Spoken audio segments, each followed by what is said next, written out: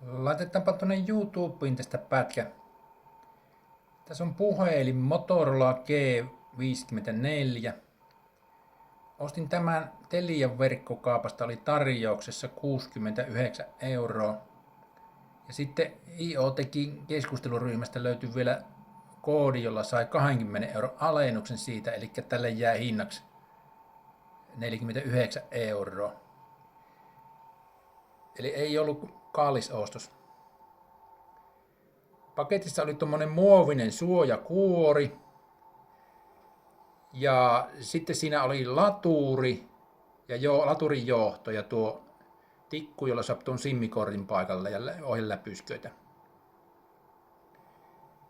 Tämä on alun perin julkaistu syyskuussa 2023. Ja tähän pitäisi tulla vielä Android 14 ja Android 15 päivitykset.